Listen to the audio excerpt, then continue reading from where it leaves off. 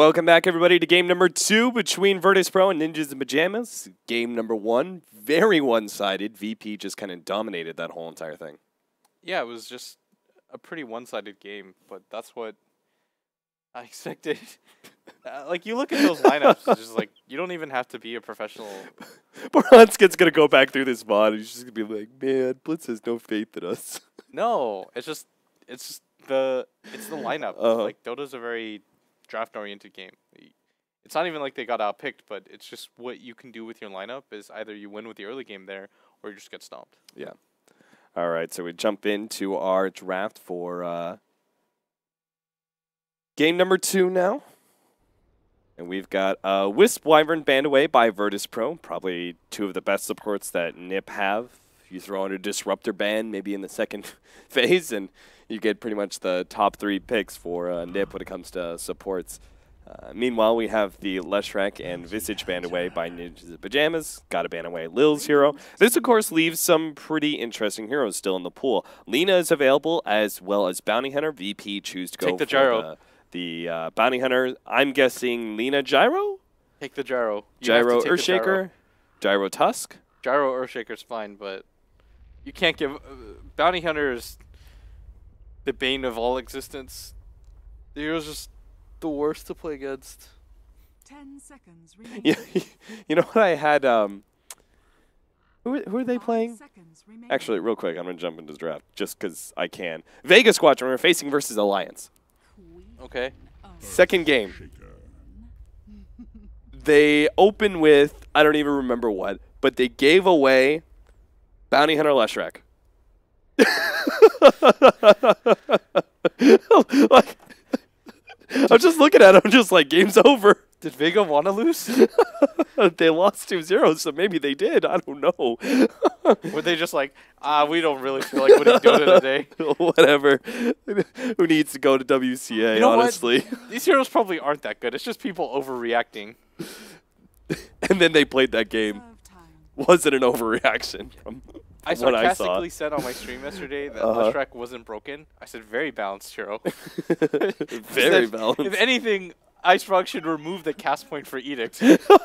And somebody like made a Reddit thread, and it's like, Blitz says, you know, and some guy in there was like, there are a lot of flames for me, you know. They're like, oh yeah, one hero, they didn't understand what being sarcastic was. But one guy in there was like really behind that idea. He's like, you know what? Leshrek really isn't that broken. Like, all that you really need to do to Leshrek is give like a second for lightning, and he would be balanced. And I was just like reading that, and I was like, kill me. Like, this guy thinks like there's somebody out there that agrees with him.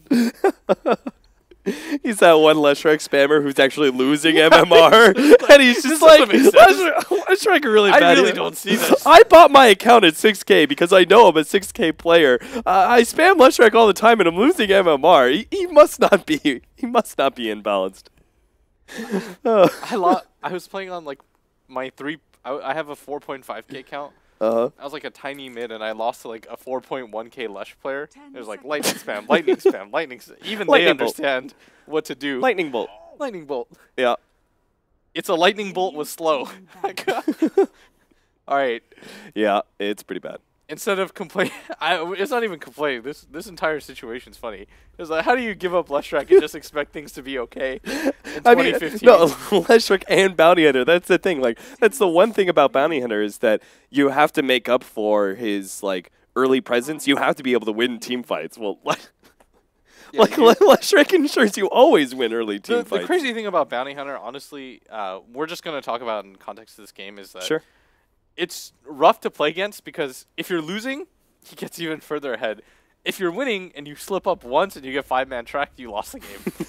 It's kind of unbelievable, actually. I keep on saying it's the comeback mechanics of 6.83 and 6.82. They've just been reinstated except for one team. You stop fiending with Zai. Can I read what he said in Yes, chat? you can. Okay. Zai, you're officially now. You declined on the TriCast earlier, so now you're just going to be a part about it anyway. Anyways. So he said, hey, how come Cap looks like Zangief and you look like a bitch? Zai is so fucking LMAO, savage. fix your shit, join Dota.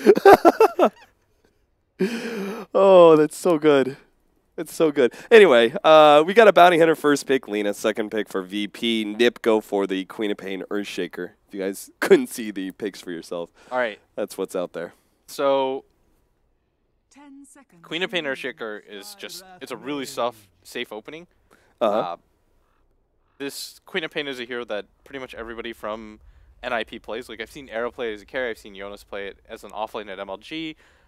The Earthshaker can both be played by Jonas, who I expect it to go to, but he can also be played by Hanskin. He's quite a good Earthshaker. And you've got pretty versatile lanes and picks here, but I kind of anticipate the Queen of Pain being mid and the Earthshaker being off lane. Mm-hmm.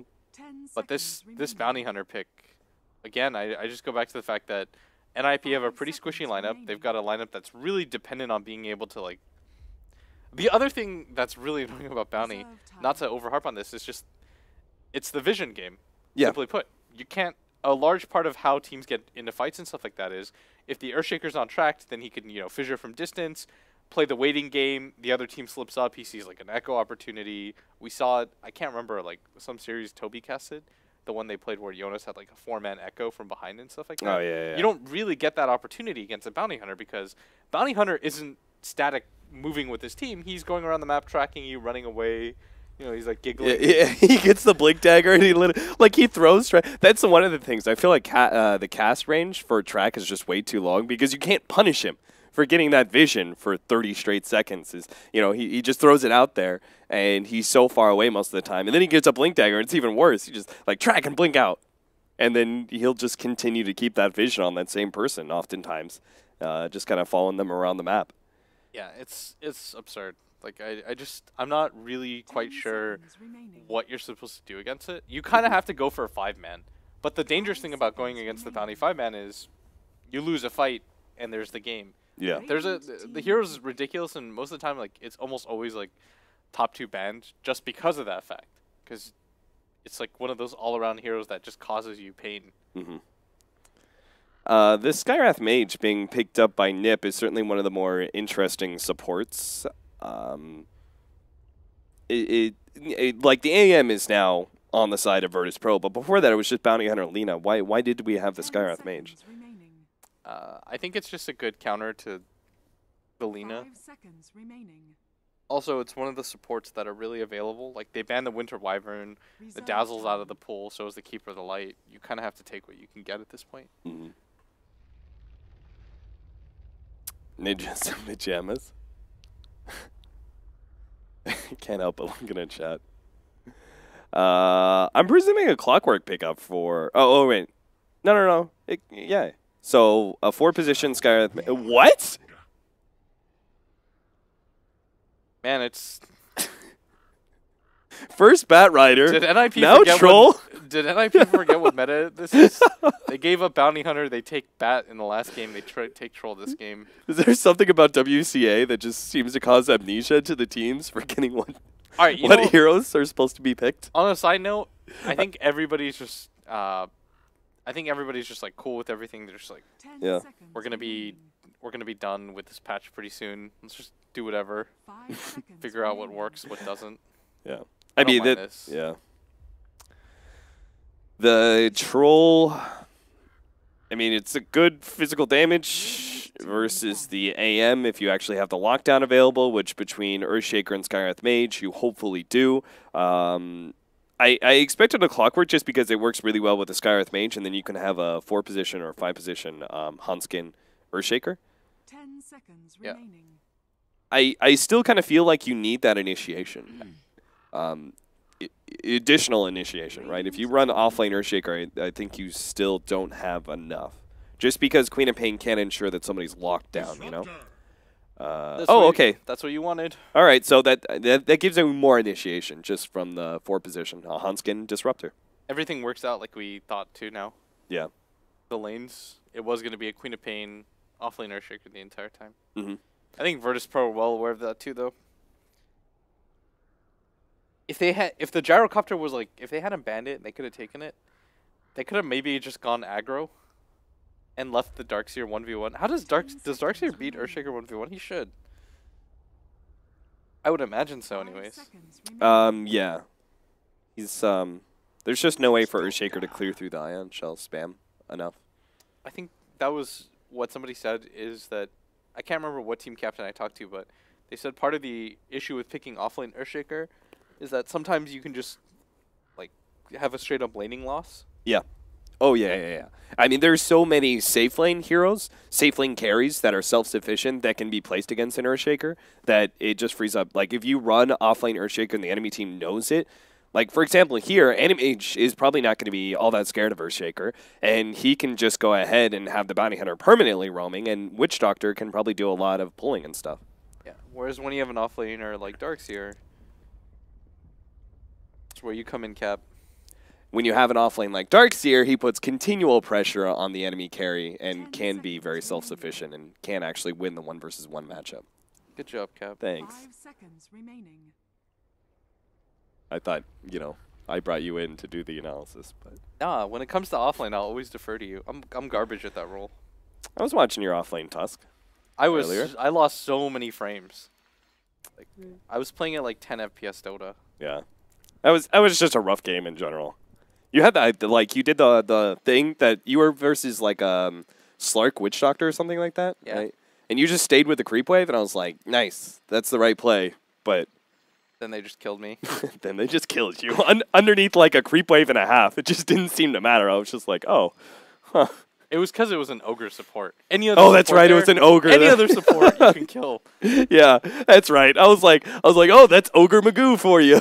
It's just like 8 armor, 900 HP, casually walks around like an idiot. He just bumbles around the map, but he's so Yeah, like he doesn't even understand. Like he is exactly Mr. Magoo in ogre form because he just bumbles around the map, but despite all his like just idiocy, he doesn't seem to die just because he's so damn tanky. Yeah, like 10,000 HP. Hoo-hoo, Ogre Magoo. Walks around, does him. Oh man. All right. So things, lanes, everything that we kind of expected. Troll is a decent counter to the anti-mage. You just can't really keep up in farm is the issue. Yeah. But it's Era, so I'm assuming he'll figure it out. I mean, how do you also... You're so dependent on your allies to be able to get the lockdown against... Do you ever go Blink Dagger on Troll? Yeah. In this situation against like a mobile hero like AM? Yeah, for sure. In this lineup, you're gonna just get kited if your team dies, which is very likely. Yeah. Is there any change from the old Troll, the Troll Sniper meta, and this new meta where Troll has completely fallen out? Is there different item builds for the Troll? Do you know? Or if it's pretty much all kind of the same? I don't even know, because to really understand Troll, you have to play him, and yeah. The only Cancer meta hero that I play is Storm, and I've been playing him since like 2008. I never played, to be honest, you can look at my Dota buff, I never played Troll or Jug, so I have like no idea what you even get anymore. Like I don't have any familiarity with the hero. See, Blitz, if you're a true Dota player with real versatility, you would have played Juggernaut and Troll after the meta. Whenever people tell me it's like the only real way that you're ever respected is you can only play CM mid. Alright, this Lina versus Queen of Pain matchup though. I like that the Queen of Pain decided to go for the Blink first because she was trying to get back to the lane faster. But the Lina already dewarded Queen of Pain's high ground ward. And he also already just forced out the salve. Like, she is just such a rough mid player to play against. He's so aggressive in the lane. Yeah. And add on the fact that you're probably going to have the Bounty Hunter roam in eventually. Actually, he has the extra counter ward on Queen of Pain, so that should be fine. He needs it. Actually, the worst part is that extra counter ward may still be killed if they make the instant Tango play. So he lays down his counter ward to deal with the Bounty Hunter's counter ward, and then promptly they take it out, and then you're left with no counter wards in middle lane on either side. But then Bounty Hunter still is just in a great position. Yeah, and Lymph, he's level 3. Curious to see what he's going to go for. Did he get DK Phobos here? Oh, okay. I thought maybe Hanskin would skill Glimpse if he was in range and go for that play. And DK Phobos playing only at level 1, they would have actually gotten the kill. But I don't think he was in range. And so he just held on to the skill point. Waiting out his opportunity. Disruptor's a pretty good hero versus Darkseer, too. Like, he's so strong at shutting out. And this is what I'm talking about, man. Look at this. Both supports centering around and just shutting out the Darkseer for as long as possible, ensuring that he doesn't get that quick level 2. It just allows it so that Arrow is going to hit, like, level 3 or level 4, and then they can leave Arrow alone to 1v1 the Darkseer. Because at that point, like, the Darkseer either has to go to the jungle, or you force him in the jungle and then he just immediately has to rotate back in the lane. Yeah. You're just trying to play that game of he has to run around having a really rough time of like being unsure half the time. He's like, do I go for this? Do I not? What can I actually do with my time here? And you just kind of need to give Arrow the level advantage and he's going to be able to soar. Oh, the block isn't quite there. They're still going to go for the kill, though. Another right click, and they will have it. Limp is stunned underneath the tower and will probably die because of it. The bottle, and nope. Not going to be enough. They actually fed him a health potion towards the tail end of that, but was not enough to be able to save him.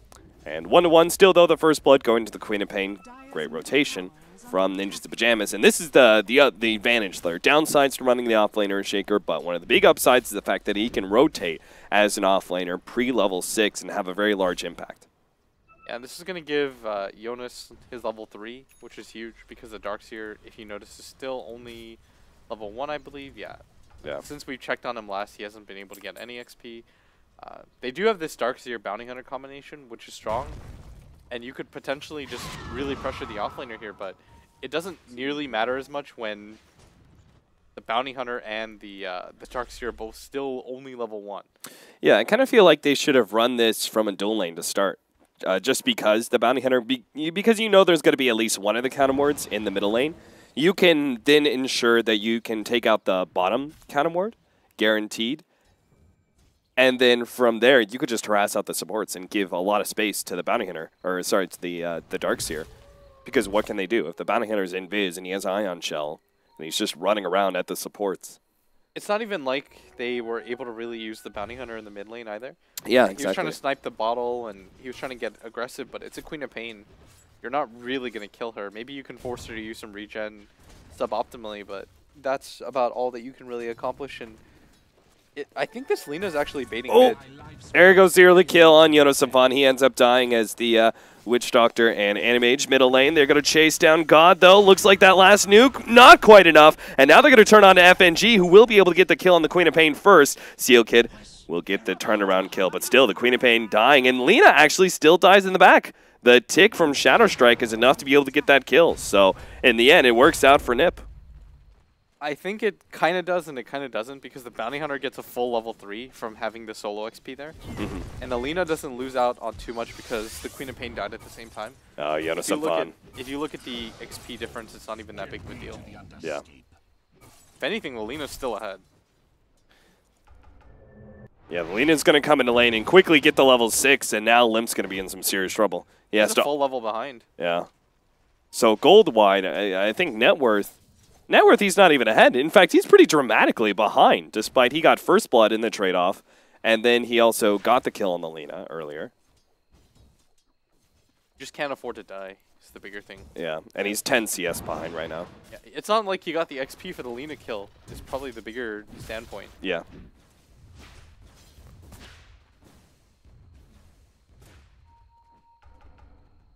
Jonas Samfan, he's been giving away some kills to this Animage at the top lane. Lil had some really great cask moments. AM is huge already. 43 CS, 2-0. Those two kills really matter just because the troll, he doesn't have any. Yeah. And the troll has to scale harder. Yeah, as you said, the troll already has a hard time keeping up in gold to the Animage. Early ward being placed by FNG, but it looks like it was spotted out. Courier even rotating a little bit farther down to make sure that FNG can't get the Janata hit in. Era's going to start pressuring the tower, and he does have his level 6, but he's not going to use it just yet. Still, though, I mean, Jonas Samfana has fed away 2 kills, but at the same time, he's still ahead quite dramatically in experience over the other enemy offlaner. The Darkseer's now forced to full-time jungle. And he's jungling against Shard Golems, which is not great. That is not an easy way for Darkseer to get levels. It takes him so long to do those. But he's stacking up the hard camp, which does take that away from... okay, I thought it was going to take it away from Lina. Apparently God has no mercy. I think you just split XP. Yeah. The Lina has to scale really fast. We saw what happens when the Lina doesn't scale quickly. Yeah. Doesn't get that fast heals. She just falls off. FNG, they do have one counter ward. They realize this Ion Shell. Era's getting really low. Era is actually almost going to die here, but they will actually get the control just in time. Era turns around and gets the last little bit of damage out, and they'll health potion him up. The tower dies at the same time. That became so close to being disastrous for Virtus Pro. FNG committing to that kill, but unable to complete it. If he was able to get that kill, he'd be like level 5. That would have been so good. Yeah. He was so close, too. I don't think Era quite noticed in time. He's like, oh, my HP kind of just dipped. It's like when you put sugar packets on somebody's leg and they don't notice it. And then all of a sudden they end up with a bunch of sugar. But the gradual weight change is so little that they don't really feel it. Yes, the hot bid trick. Yeah. That's honestly what that was. Like, the Ion Shell wasn't doing quite enough at top. Jonas's rough life. God just instantly TP's out. Era, I think, pinged out that FNG was sitting on him again. I'm sure he's going to be paying a little bit more attention to his HP pool, seeing as he almost died to that combination last time. Maybe that was just a bait. But that was a bait that, like, was way... That was cutting it really close. And I think they just as easily could have just thrown down the counter ward and gotten the bounty hunter without any mess or fuss. Illidan is going to be scouted out right now by Limp, but it's not really the kill he can afford to go for. Lil, on the other hand, he could be just comboed. That's a free one if I've ever seen one. You've got to run, though, if you're Limp. Oh, yeah. The anti-mage TP out, just like the Lina did earlier. Use the ultimate, get the kill, TP away. The Lina, though, is a little bit easier to get away with. Yeah. Just because... like, it's harder to hit the Laguna Blade just because the cone from the Queen of Pain ulti is so huge. But the trade-off is that the cooldown. And they're going to get another kill. That's pretty surprising. And Jonas, I think, is now 0-4, and this anti-mage is pretty massive. I think he's almost got his full Battle Fury. Like, nothing happens right now. He'll get it at, like, 12 minutes at this rate. Yeah. That being said, though, they do have... Disruptor about to pick up his level 6. They're giving him a lot of space, and that is an excellent way to control the anti-mage. You pretty much just get the Thunder Strike, and he's dead. We'll always have the glimpse back. He'll have the control of the ultimate. Top tower, though, is under a lot of pressure, and nobody really wants to go up here from NIP. Nobody's in quite position yet. I think you actually have to send the troll if you were to defend this, but everybody from VP actually went off the map really smartly. So people from NIP think that this anti-mage has 3 people covering him, when in fact he's alone. This is like the importance of keeping off the map. Even if you're getting a little bit less, like if you're a player that doesn't really play support or whatever, just staying off the map is helping your team overall. Right. It's so much harder to play around. Okay, it's so much faster than I anticipated. It's 10 minutes and 41 seconds for fully completed Fred's Battle Fury. I was about to say, that's fast for Brown Boots Battle Fury. Tread's Battle Fury? Oh, that's unreal. 10 CS a minute on top of a tower and 3 kills. Yeah, that's crazy. All right, 3-man smoke up. They're going to run into Limp here. If they can land the... Oh, never mind. They have a Yule Scepter. So God will make it pretty easy. Free pick off on the Queen of Pain. The mass rotations come out from Nip, but there's nothing they can do. And Era, who does helmet dominate a Wolf Commander, is using it to help him farm a little bit faster. They really need to carry some vision around. FNG is just feeling so safe at all times. The annoying thing, too, is he's splitting XP from the troll. Yeah. And the troll's just getting behind the anti-mage as a result. The AM is having such a free time right now. And on top of that, he's got so much pressure underneath him, and FNG's just going to TP out. I think you just... Oh, they didn't have Glimpse available? Yeah, he glimpsed to try and keep him in range of the Sentry Ward, but... DK Phobos, limp, throws out the Sonic Wave, and he'll still catch him. Run, run, run as fast as you can, little man. Darkseer cannot stay ahead of the Sonic Wave. Queen of Pain is actually a lot more farmed than I initially thought she'd be. Like, when it comes to net worth, she's still only 400 behind the Lina, in spite of that kill, and they're going to go for smoke. Once she has her Orchid, it's pretty much go time. You have to pressure this anti-mage as much as you possibly can.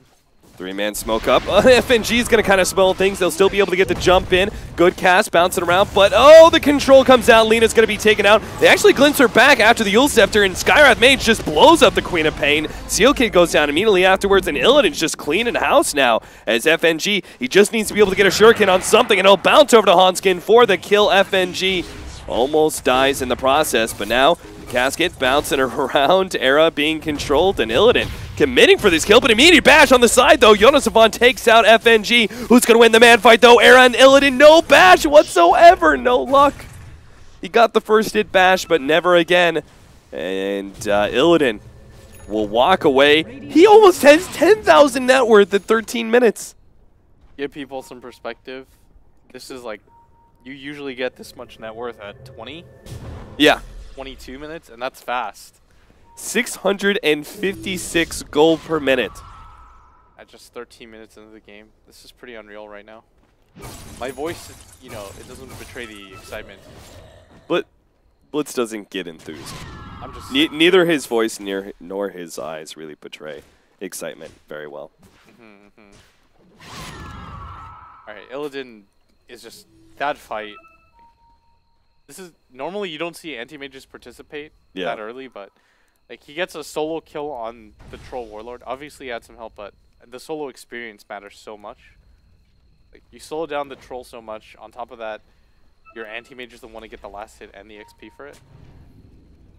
As long as Illidan doesn't die like in the next minute or two, things are gonna kind of get out of control here. Yeah, how do you play as some of these support, like anybody but the troll essentially, against the anti-mage when he has Manta by 15 minutes, you know? A point booster heading on down. God is going to start working towards the Aghanim Scepter. The 3-man smoke is rotating around, but all the aggressive vision from FNG is really limiting Nip by quite a lot. They will catch God, though. Thunderstrike. They'll get the control of the Fissure. Yeah. Oh, God, if he had gotten Seal Kid there. Yeah, that would have been so sad. The smoke yank it to death. Yeah, that's like the one thing that you really hate to happen. Yeah, especially since you don't get to be a part of the experience. Hanskin's going to be caught. Like the Ion Shell and Surge makes it that much easier for the anti-mage. They're slowing down the Lina quite a bit, and the next two highest net worths behind this anti-mage are both NIP sided. And it's not even like NIP's net worths are that bad. Just in relation to this anti-mage, it's quite terrible how far ahead he is above everybody else. He's going to have a Manta style like 17 minutes or something if he just takes this tower uncontested, which is a real possibility right now because NIP already blew their smoke and they've got complete vision of this bottom jungle area. Radiant's bottom tower is under attack. Illidan taking over the enemy jungle. But again, somebody kill this ward.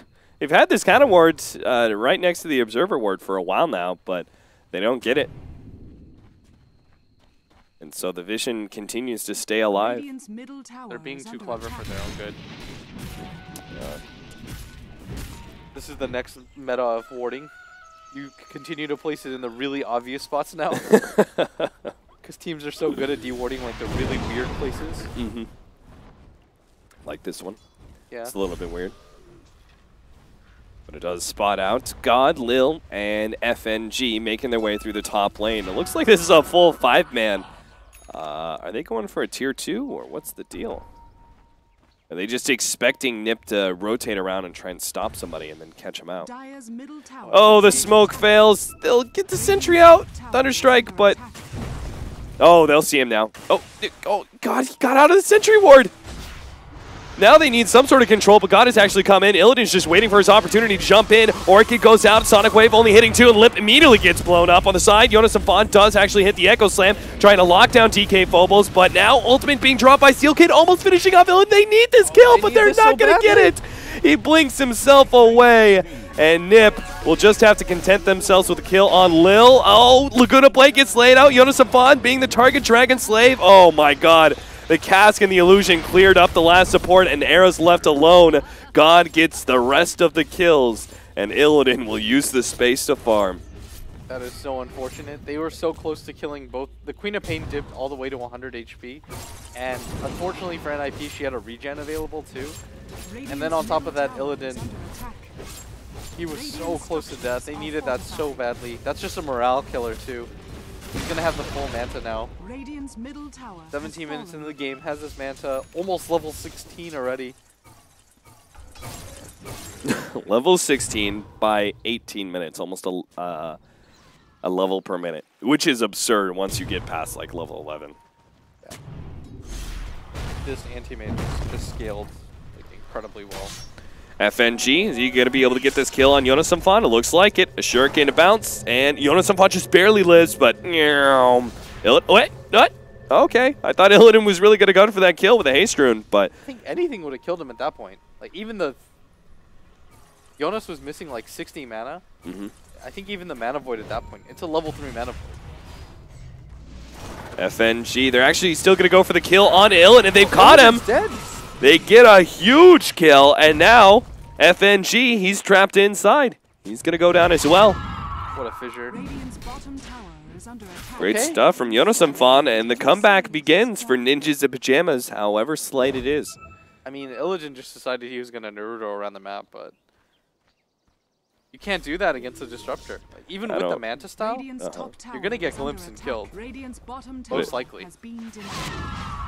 I don't watch Naruto, but is that just a reference to them jumping from tree to tree all over the place? I mean, it's that and the way the stupid ass way that they run around the map with their arms behind them. Yeah, just like, that's what AM was doing like that. You're right. Yeah, you look real cool. That's not efficient at all. You know, I actually saw a kid in real life running like that. Really? Yep. And that's how Austin met his girlfriend. Dire's middle tower is under attack. Dire's structures are fortified. Mid tower's dead. I mean, I'm really glad I didn't make a different joke there, because boy, that would have ended up real bad. Austin, get on topic, man. NIP, they're making a pretty huge comeback right now. This is really exciting. I actually can't even believe that they're anywhere near this game with how that anti-mage was far ahead. Like, some games that you just think are going to be like over, it's like Dunzo. That last game looked less rough than this game. And all of a sudden, NIP, I mean... Yeah, they had the Blink Dagger on the Earthshaker. I mean, they have so many heroes to lock down the Anti-Mage with the Disruptor, Glimpse, and Static Storm. Like, that's just a combo that Anti-Mage can't beat until the later game. And then you've got the jump in of Echo Slam and all this chain stun from the Earthshaker. The Silence no longer really being effective against the AM anymore, just because, well, he's got the Manta, but you never know, it may come in handy. Between that and the Orchid, they may be able to get a good Silence on AM. I don't understand how, but Jonas has a Blink Dagger. Yeah, that's what I'm saying. He just needs that level 11 now. Is under attack. That extra level of Echo Slam is really going to help out, and probably more importantly, I actually think Jonas really needs levels just because I think the Enchant Totem hit is going to help a lot against the Anti-Mage. I was about to say, I've actually thought about, thought about going for Enchant Totem in certain situations over Echo Slam. Just because the damage, unless you get multiple heroes, isn't really worth it. Stay 6k, kid. I mean, look at the damage. It's really not that big of an upgrade from 1 to 2. Yeah, but it's more likely that you're going to hit an Echo Slam on somebody than you're going to slowly Enchant Totem and then walk up and right-click somebody twice in a fight. No, I'm saying that the Enchant Totem against a single target would offer more in a combination. Two-man Fisher starting things off. The Static Storm doesn't actually catch Illidan or God, and the cast bounces between the two. Oh, it still catches Limp. He blinks over the other side of the Disruptor, still gets caught. Illidan runs through him with the ultimate, and now Seal Kid, it's like 4 right clicks, and Illidan gets him as well. Jonas Sapon lays out the Fisher. Oh, what a Manta dodge. Jesus. That almost caught Yonosum Fawn.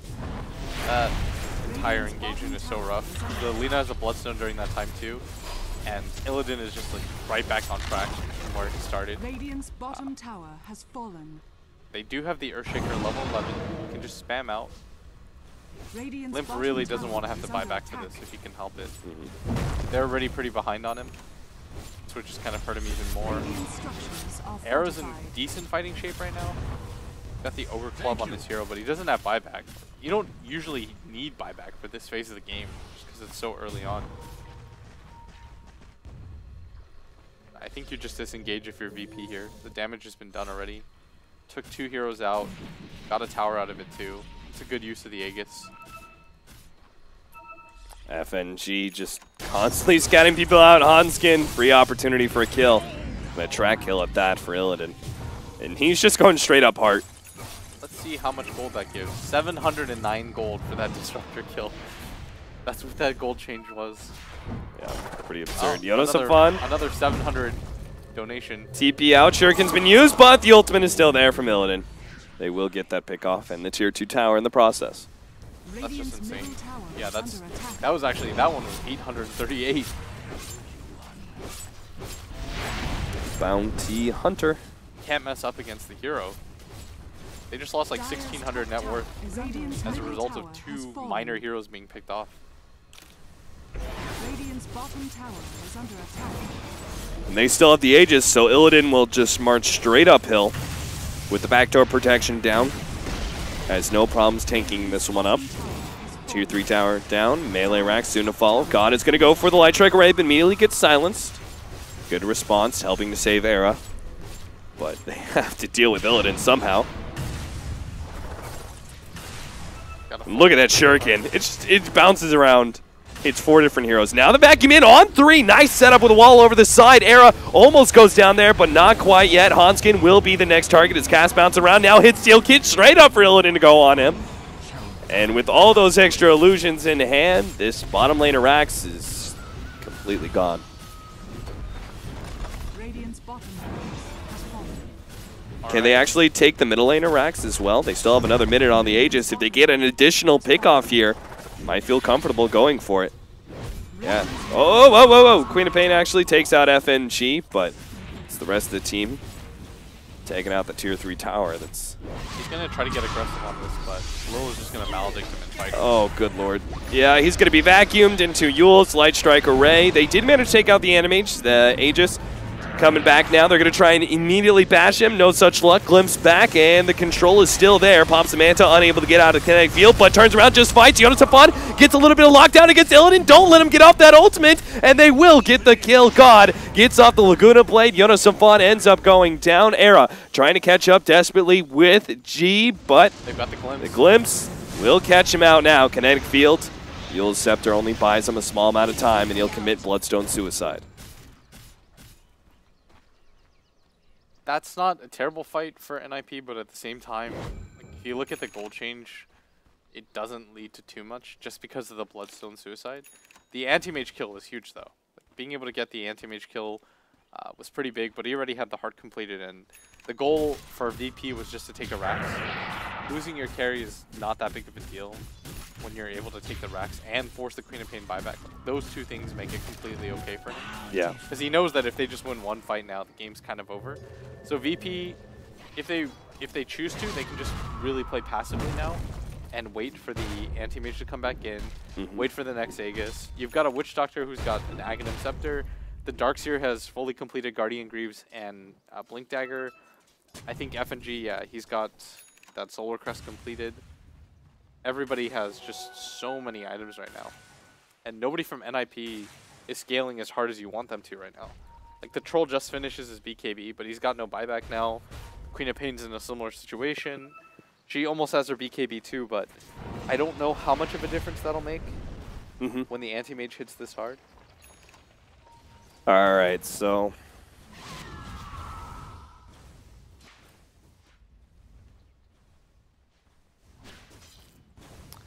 Limp is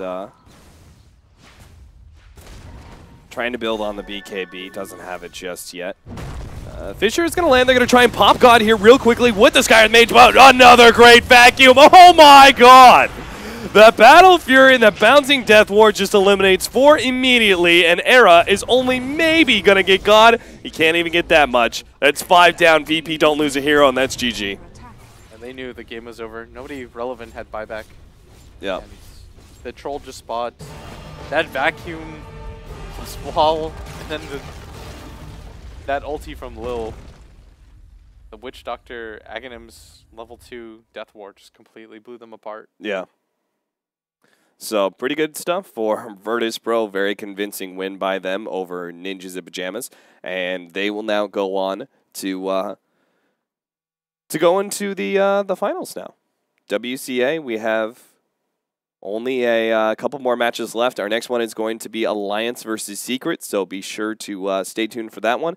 We do also have a third-place decider, by the way. Most tournaments don't run that, but WCA will be having that. So that's going to be the first match for tomorrow, then followed up by the finals. So if you guys want to stick around, the next match, it's actually not starting for another 50 minutes because this series closed out so quickly. But if you guys want to stick around, I will see if we can start it a little bit sooner.